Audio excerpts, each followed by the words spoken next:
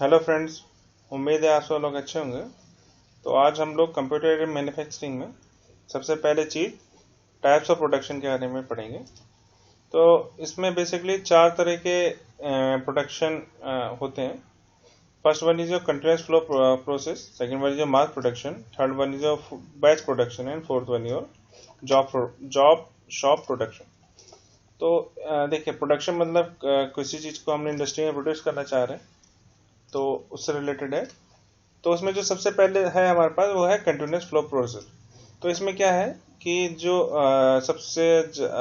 जो हम लोग जब large amount of bulk product में चीज़ों को कंटिन्यूसली जो है प्रोड्यूस करते रहते हैं, उसको हम लोग कंटिन्यूस फ्लो प्रोसेस कहते हैं। जैसे एग्जांपल है हमारा chemical plants and oil refineries, यानी जब केमिकल प्लांट्स में जो केमिकल्स है वो कंटिन्यूसली जो है आपके बनते रहते हैं, और सिमिलरली ऑयल रिफाइनरी में जो है ऑयल एक्सट्रैक्शन और ऑयल फिल्ट्रेशन कंटिन्यूसली चलता रहता है। तो ये जो एग्जाम्पल है आपके वो कंटिन्यूस फ्लो प्रोसेस में आते हैं। ठीक। Second one is your mass production of discrete product. ठीक। तो इसमें हम लोग जो है large quantity of one product बनाते हैं। ठीक। एग्जाम्पल आपके ऑटोमोबाइल्स हो गया और अप्लायंसेस हो गए, इंजन ब्लॉक्स हो गए, ये जो है आपके मास प्रोड्यूस करी जाती है। यानी इनको एक ही चीज को आप बहुत ज्यादा क्वांटिटी में प्रोड्यूस करते हैं मास प्रोडक्शन केस में। तो आप एक चीज आपके सामने आती है कि कंटिन्यूस फ्लो प्रोसेस और मास प्रोडक्शन में डिफरेंस क्या है। बेसिकली डिफरेंस बड़ा सिंपल सा है। डिफरेंस ये है कि जो मास प्रोडक्शन है वो आपका डिस्क्रीट प्रोडक्ट्स के लिए यूज होता है, यानी मतलब जिसको आप काउंट कर सकें, जैसे एक गाड़ी, one car, two car, three car, इस तरह से। और similarly engine block, one engine block, two engine block, इस तरह से जो चीज़ है वो डिस्क्रीट फॉर्म में। अब सिमिलरली अगर हम मैं कंटिन्यूस फ्लो की बात करूं, वैसे केमिकल प्लांट में आप केमिकल की काउंटिंग नहीं कर सकते कि ये वन केमिकल हुआ कि दो केमिकल हुआ, इस तरह से नहीं। तो वो जो है वो कंटिन्यूस चीज़ों के लिए बात होती है कंटिन्यूस फ्लो। वैसे केमिकल जो फ्लो जो कंटिन्यूस चीज़ें होती हैं उन चीज़ों की बात होती है कंटिन्यूस फ्लो प्रोसेस में। ठीक। इसके बाद नेक्स्ट है हमारे पास बैच प्रोडक्शन। बैच प्रोडक्शन में बेसिकली हम लोग जो है प्रोडक्ट को स्मॉल स्मॉल बैचेस में बांट के बनाते हैं, यानी थोड़े टाइम के लिए यानी बैचेस बना लेते हैं। जैसे फर्स्ट बैच है, सेकंड बैच है, थर्ड बैच है। इस तरह से हम लोग प्रोडक्शन को बांट लेते हैं। फर्स्ट बैच में एक तरह की प्रोडक्ट बने। फिर जैसे सपोज करिए मैं बुक की बात कर रहा हूँ, तो पहले वाले बैच में मैंने क्या करा, प्रोडक्शन में 100 बुकें एक तरह की छाप ली। फिर दूसरे वाले बैच में मैंने इसमें 150 बुकें एक तरह की छाप ली। उसके बाद नेक्स्ट वाले बैच में जो है उन्हीं मशीनों पे 70 बुक्स एक तरह की छाप ली। तो ये जो आपको एग्जाम्पल है वो बैच प्रोडक्शन का। ठीक। मतलब आप एक बैच बना बना के मतलब प्रोडक्शन कर रहे हैं। ठीक।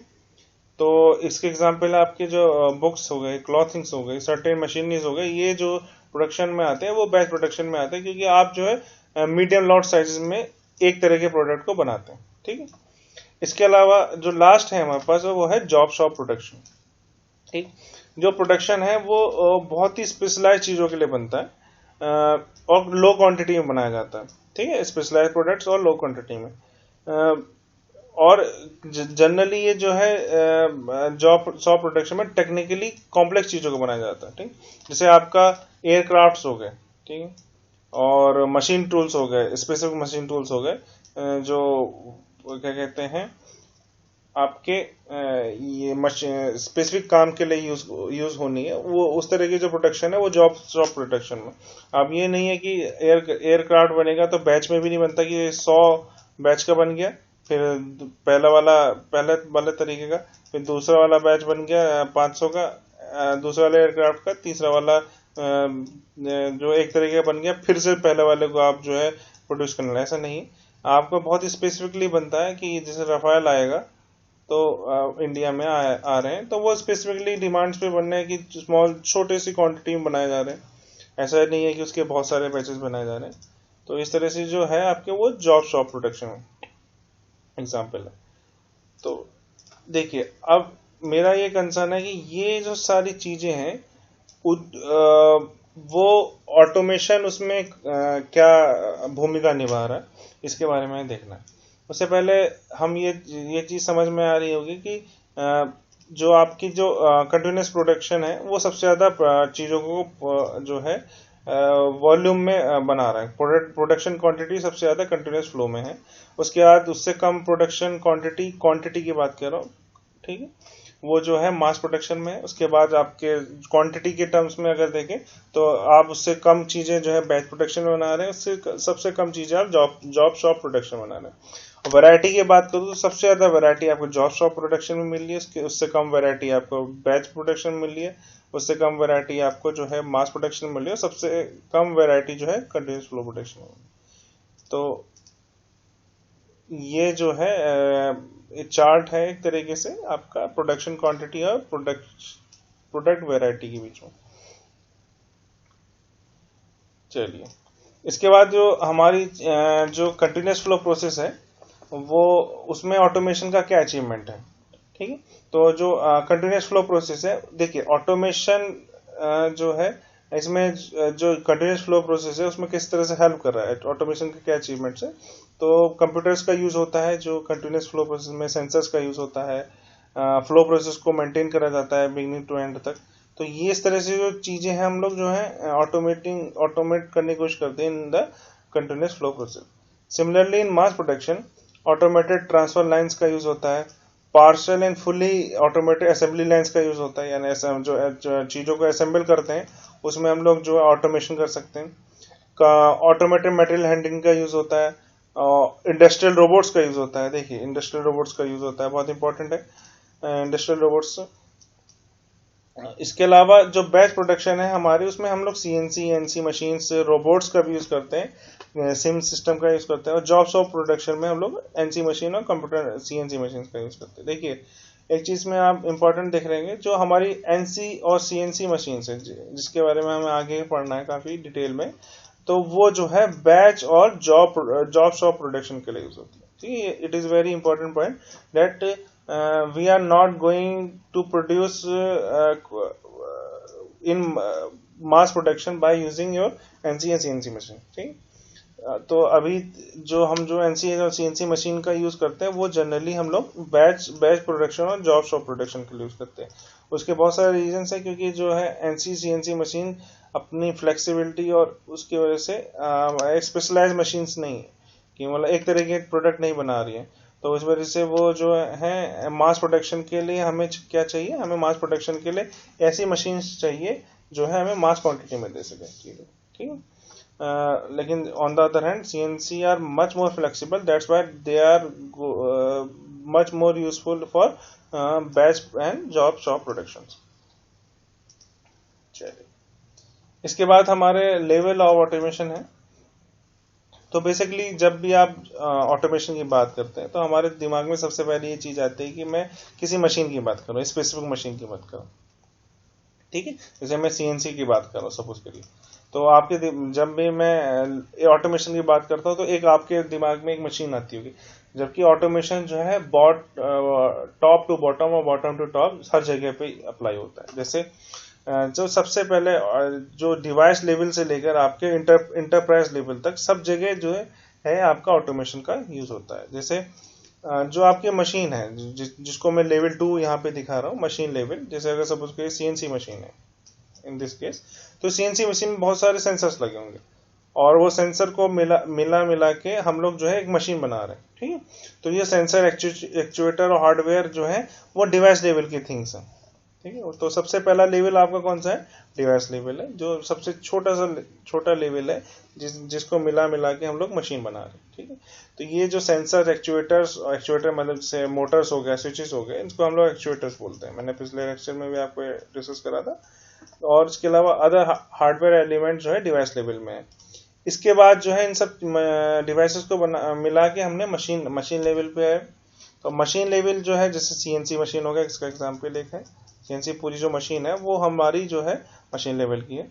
इसके अलावा जब हमने बहुत सारी मशीनों को जो है ग्रुप कर दिया तो वो जो है सेल बनाती हैं। ठीक है, और इसको हम लोग बोलते हैं system level, cell and system level, यानी मतलब एक सेल बनाएंगी काफ़ी सारी मशीन्स को, यानी आपने अगर मान लीजिए 3-4 CNC मशीन को, अलग अलग तरह की CNC मशीन को ग्रुप करके एक जगह यूज़ कर रहा है उसको, तो वो जो है सेल या सिस्टम लेवल पे चली जाती है। यानी जो है हम लोग धीरे धीरे डिवाइस से मशीन लेवल, मशीन से सेल लेवल, सेल लेवल से फिर प्लांट लेवल की बात करता हूँ। इसके बाद जो प्लांट लेवल के बाद हमारा इंटरप्राइज लेवल की बात हो रही है। देखिए ये चीज़ तो समझ में आ रही है कि सबसे पहले हमारे पास डिवाइस लेवल की बात हो रही है, सेंसर्स और एक्चुएटर्स की बात हो रही है, उसको हमने कंबाइन करके मशीन लेवल में लाया, डिफरेंट मशीन्स को मिला के हम लोग मैन्युफैक्चरिंग सिस्टम और ग्रुप ऑफ मशीन को बना रहे हैं। इसके बाद जो हमारा नेक्स्ट लेवल है वो है प्लांट लेवल। प्लांट लेवल में हम प्रोडक्शन सिस्टम की बात करते हैं।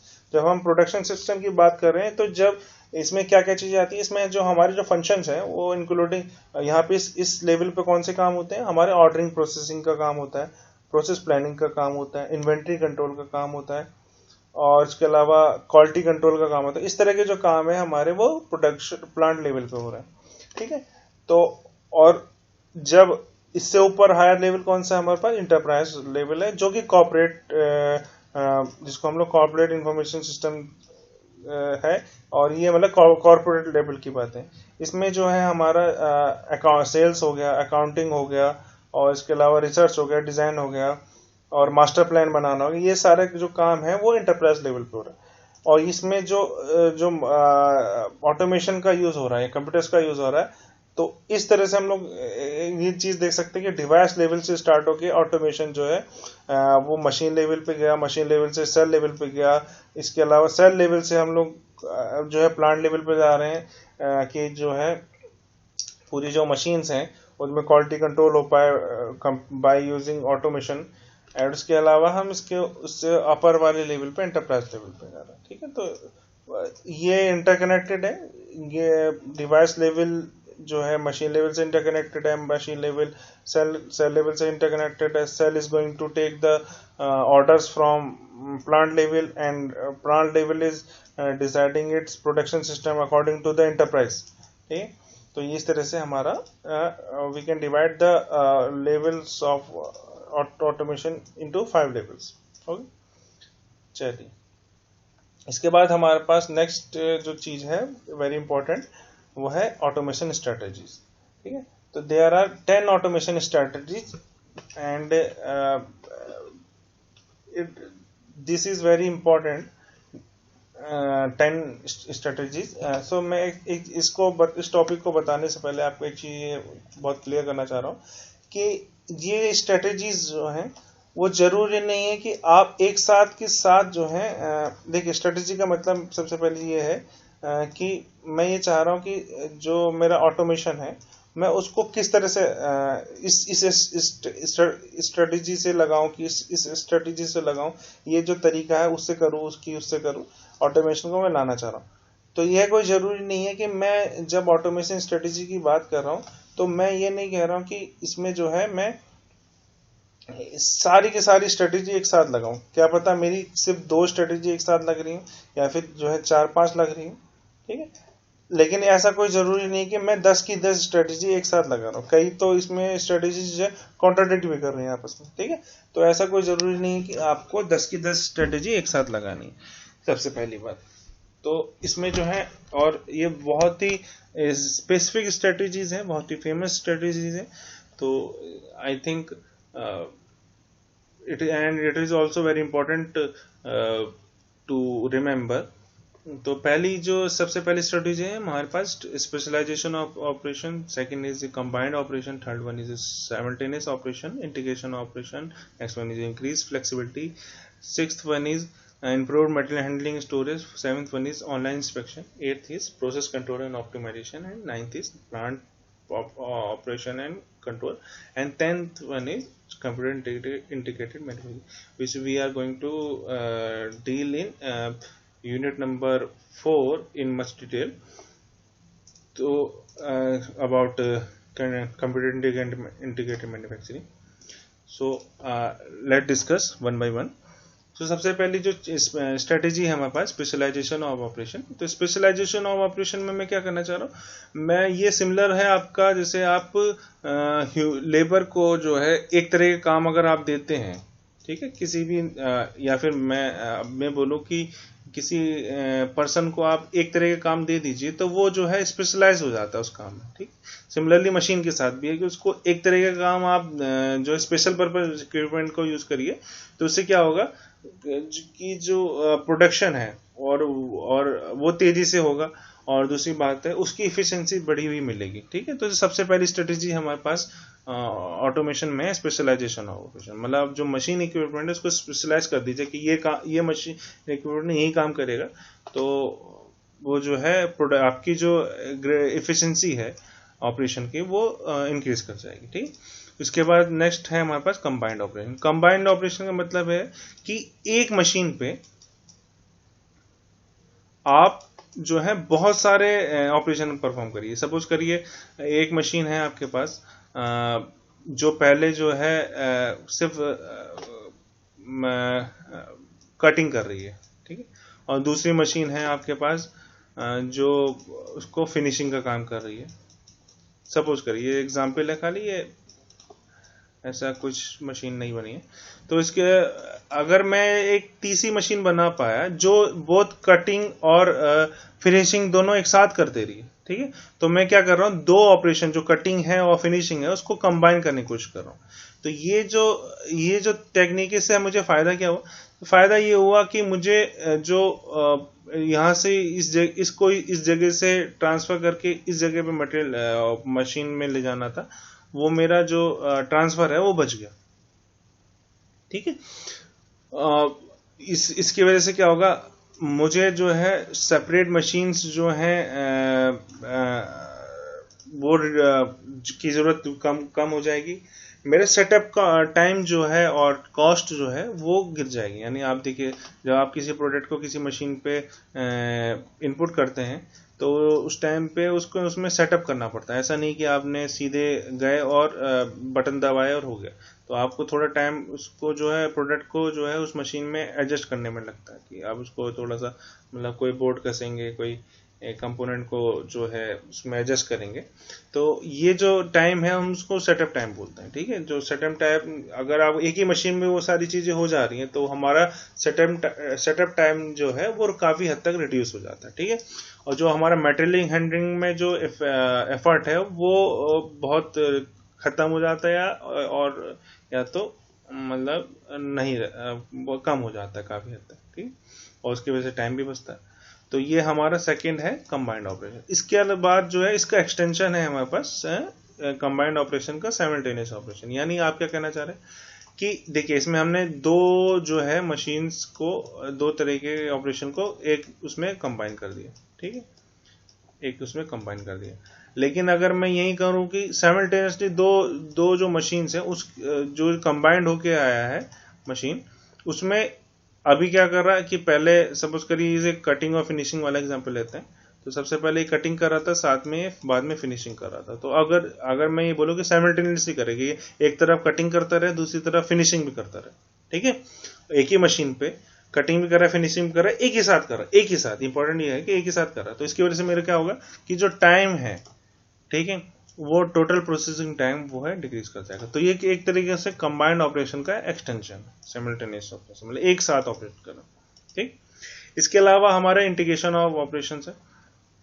तो इसमें बेसिकली हम क्या कर रहे हैं, जो आपके डिफरेंट स्टेशंस बने हैं, ठीक है, मतलब एक स्टेशन से दूसरे स्टेशन है, उनको आप जोड़ दीजिए by using automatic work handling devices.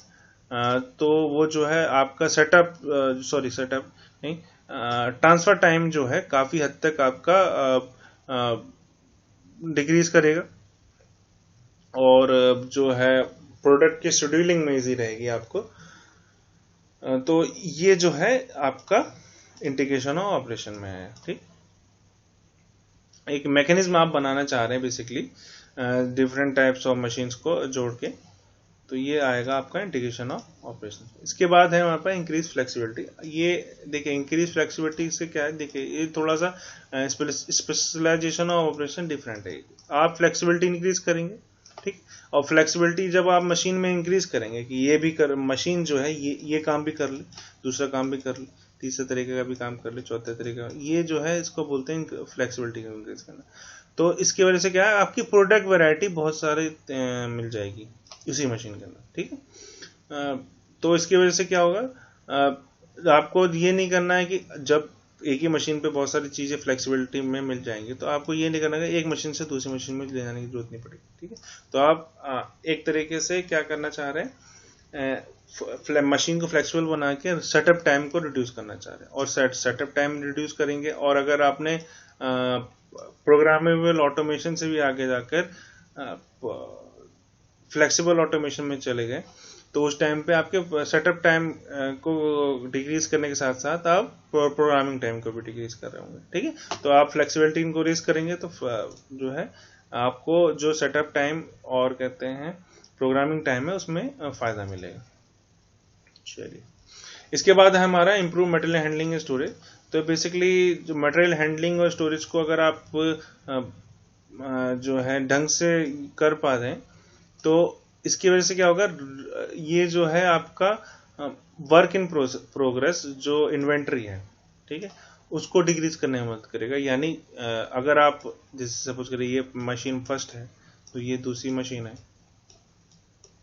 आप इस मशीन से इस मशीन पे दूसरी मशीन पे ले जाने में मटेरियल हैंडलिंग ढंग से कर रहे हैं और स्टोरेज इसकी ढंग से कर रहे हैं, तो ये जो टाइम है इसको आप एफिशिएंटली यूज कर पा रहे हैं। ये आप देखिए, ट्रांसफर करना है, आपको ट्रांसफर करना है, बट अगर आप इसको ढंग से मटेरियल हैंडलिंग और स्टोरेज को ढंग से कर रहे हैं, तो ये जो टाइम है उसको आप जो है डिक्रीज कर पाएंगे। और अगर ये टाइम डिक्रीज कर पाएंगे तो ओवरऑल प्रोडक्शन में टाइम आपका डिक्रीज होगा। तो इसी वजह से, और इसकी वजह से क्या होगा, आप इन्वेंट्री को कम से कम रख सकते हैं। ठीक है, तो वर्क इन प्रोग्रेस को आप कम कर सकते हैं, यानी इन्वेंट्री वगैरह, और क्या कहते हैं टाइम जल्दी जल्दी हो जाएगा और शॉर्टर टाइम मैन्युफैक्चरिंग टाइम लगेगा। तो ये है आपका improve material handling and storage. ठीक, इसके बाद है हमारे पास next online inspection. Online inspection का मतलब ये है कि जब प्रोडक्ट बन रहा है, ठीक है, कन्वेंशनली हम लोग क्या करते थे क्वालिटी कंट्रोल में, कन्वेंशनली हम लोग ये करते हैं कि आपने मैन्युफैक्चरिंग स्टार्ट करी किसी प्रोडक्ट की, ठीक है, और उसको जो है इनपुट से लेकर पूरे जब तक कि उसका आउटपुट जो है प्रोडक्ट बन नहीं जाता है, उस तब तक जो है उसका इंस्पेक्शन नहीं करते हैं। ठीक है, अब इससे क्या हो रहा है कि ये जो प्रोडक्ट है, जो रॉ मटेरियल है, वो उसमें उसको कन्वर्ट करने में, आपके प्रोडक्ट को कन्वर्ट करने में बहुत सारी एनर्जी लगी है, बहुत सारे स्क्रैप कूड़ा जनरेट हुआ है। ठीक है, ऐसा तो कटिंग में जो अगर सपोज करिए आप लेथ मशीन में यूज करो तो बहुत सारी चिप्स जनरेट हुई है, वो आपका स्क्रैप की तरह, यानी वेस्टेज की तरह। ठीक है, तो अब ये बहुत सारी एनर्जी लगी होगी इसमें, ठीक है, इलेक्ट्रिसिटी लगी होगी, टाइम लगा होगा। तो अब जब मैं लास्ट में इसमें इंस्पेक्शन कर रहा हूं, तो अब अगर और इसमें डिफेक्ट आता है तो मेरा जो ये पूरा का पूरा प्रोसेस है वो खराब हो गया। ठीक, तो in that case online inspection में क्या होगा कि आप प्रोसेस के बीच में बार बार उसको चेक कर रहे हैं, और जहां पे भी आपको खराब लग रहा है तो आप उसी टाइम उसको जो है पीछे भेज दे रहे हैं, या फिर उसमें करेक्शन कर दे रहे हैं अगर पॉसिबल है, नहीं तो उसको वहीं से निकाल दे रहे हैं। तो आपका जो स्क्रैप में जाने का था चीजों को, वो डिक्रीज हो जाएगा। ठीक है, और उसके साथ में क्या होगा, आपका टाइम बचेगा, आपकी एनर्जी बचेगी। ठीक, तो और इसकी वजह से क्या होगा, ओवरऑल क्वालिटी भी इंक्रीज होगी तो ऑनलाइन इंस्पेक्शन में। तो ये है आपकी एक स्ट्रेटेजी ऑनलाइन इंस्पेक्शन। इसके बाद हमारे पास है नेक्स्ट है प्रोसेस कंट्रोल एंड ऑप्टिमाइजेशन। आप इसमें क्या कर सकते हैं, बहुत सारी टेक्निक्स कंट्रोल करने की यूज कर सकते हैं इक्विपमेंट के इम्प्रूव करने के लिए और प्रोसेस को इम्प्रूव करने में। देखिए, इसमें इंपॉर्टेंट ये चीज है कि आप देखिए ये कैसे करेंगे कैसे नहीं करेंगे, ये कंसर्न नहीं, ये एक स्ट्रेटेजी है।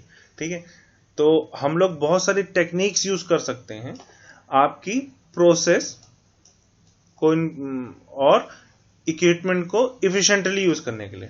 ठीक, इफिशिएंसी उसकी बढ़ाने के लिए कोशिश कर सकते हैं। ठीक है, तो प्रोसेस को कंट्रोल कर सकते हैं और ऑप्टिमाइज, मतलब सबसे ज्यादा जो भी आपके पास प्रोसेस है और आपके पास इक्विपमेंट है उसको ढंग सबसे बेहतर तरीके से यूज करने की कोशिश कर सकते हैं ताकि हमारी इफिशिएंसी बढ़ पाए। ठीक है, तो ये बेसिकली है नेक्स्ट स्ट्रेटजी हमारी प्रोसेस कंट्रोल एंड ऑप्टिमाइजेशन।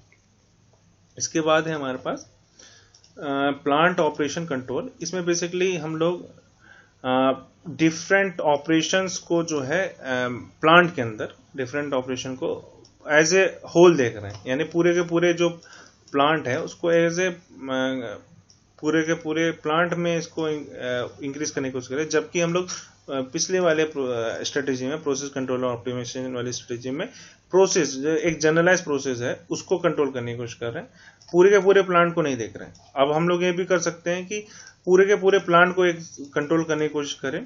तो और इसमें हेल्प क्या कर सकता है हमारा, इसमें हाई लेवल कंप्यूटर नेटवर्क जो है, मशीन्स को कंप्यूटर से जोड़ दीजिए, ठीक है, और उसको ढंग से जो है प्रोसेस प्लांट को कंट्रोल करने की कोशिश करें, तो ये भी आपका काफ़ी हेल्प करता है for improving automation and efficiency, ठीक है। इसके बाद है नेक्स्ट है हमारे पास computer integrated manufacturing. It is a very very very vast topic and subject itself. तो बेसिकली इसमें कंप्यूटर इंटीग्रेटेड मैन्युफैक्चरिंग में आप जो है CAD, computer aided design, computer aided manufacturing और different type of business function की यूज़ करते हैं। तो इसमें डाटाबेस रखेंगे, बिजनेस फंक्शन मतलब जैसे डाटाबेस जनरेट करना और सेल्स वगैरह, ये सारी जो चीज़ें हैं वो कंप्यूटर इंटीग्रेटेड मैन्युफैक्चरिंग में आती है। तो आप एक तरीके से इन सबको कंबाइन करने की कोशिश कर रहे हैं। तो ये जब ये कंबाइन होंगी तो these are going to give you benefit in long term and in short term also. So computer integrated manufacturing जो है अपने आप में एक काफ़ी वास्ट टॉपिक है, जिसके बारे में हम आगे भी देखेंगे। तो इसमें हम लोग कैड, फिर से बता रहा हूँ, कैड, कैम और इसके अलावा बिजनेस फंक्शंस की बात करें, यानी आप जो है बिजनेस फंक्शन, यानी आप जो है डिज़ाइन, मैन्युफैक्चरिंग और बिजनेस फंक्शन को इंटीग्रेट करने की कोशिश करते हैं, ठीक। तो ये हमारी हुई 10 स्ट्रेटेजी। एक बार specialization operation, combined operation, simultaneous operation, integration of operation, increase flexibility, improve material handling and storage, online instruction, process control and optimization, plant operation control and computer integrated. These are the very important 10 strategies of automation. चलिए इसके बाद हमारा क्या advantages हैं automation के, ठीक है। Advantage से मेरा मतलब ये है कि जब आप ऑटोमेशन लगा रहे हैं तो उसका एडवांटेज क्या है, मतलब क्या फ़ायदा मिल रहा है ऑटोमेशन से। तो सबसे पहला है हमारा reduce lead time. Lead time का मतलब ये है कि जब आपने किसी कस्टमर ने ऑर्डर दिया, उसके बाद वो पूरी प्रोसेस जो है मैन्युफैक्चरिंग की हुई और वो उसको ऑर्डर रिसीव होगा, ये जो टाइम है ऑर्डर देने का और ऑर्डर रिसीव होने का, ये जो टाइम है उसको हम लोग लीड टाइम बोलते हैं, ठीक है। तो जब आप ऑटोमेशन का यूज़ करेंगे तो आप जो है ये जो ऑर्डर देने और ऑर्डर रिसीव करने का टाइम है उसको रिड्यूस कर सकते हैं, ठीक। सेटअप टाइम को रिड्यूस कर सकते हैं। हमने देखा बहुत जगह कि हम जो है इनमें से कोई किसी ना किसी स्ट्रेटेजी से सेटअप टाइम को डिक्रीज कर सकते हैं, जैसे कंबाइंड ऑपरेशन करके, साइमल्टेनियस ऑपरेशन करके, और इसके अलावा improve material handling and storage को करके, ठीक है। तो हम लोग इसमें जो है सेटअप टाइम को कम कर सकते हैं। सेटअप टाइम यानी जब आप किसी मशीन पे किसी ऑपरेशन को परफॉर्म करने के लिए प्रोडक्ट लगाते हैं, इनपुट करते हैं, तो उसमें जो सेटअप करने में जो टाइम लगता है उसको हम लोग सेटअप टाइम बोलते हैं। यानी जो उसमें रखने में एक्चुअल मशीन नहीं, देखिए टाइम जो है सबसे पहले हम लोग सेटअप टाइम लगेगा, ठीक है। उसके बाद आप मैन्युफैक्चरिंग करेंगे इसकी, प्रोसेस परफॉर्म करेंगे इस पर, उसके बाद उसको हटाएंगे प्रोडक्ट को, ठीक है। तो इस तरह से काम होता है। तो जो टाइम जो आप इसको जो है सेटिंग करने में लगाएंगे इसके मशीन के ऊपर, उसको हम लोग सेटअप टाइम बोलते हैं। तो ये जो टाइम है आप different type of strategy use करके सेटअप टाइम को डिक्रीज कर सकते हैं। तो बेसिकली ऑटोमेशन में आप सेटअप टाइम को डिक्रीज कर सकते हैं। इसके अलावा सेफर वर्किंग कंडीशन है, ठीक, फॉर द वर्कर्स। इसका मतलब यह है कि देखिए सबसे पहली बात, जब ऑटोमेशन आएगा तो ह्यूमन इंटरेक्शन कम होगा, तो ऑफकोर्स सेफ्टी बढ़ जाएगी, ठीक, ये सीधी सी है।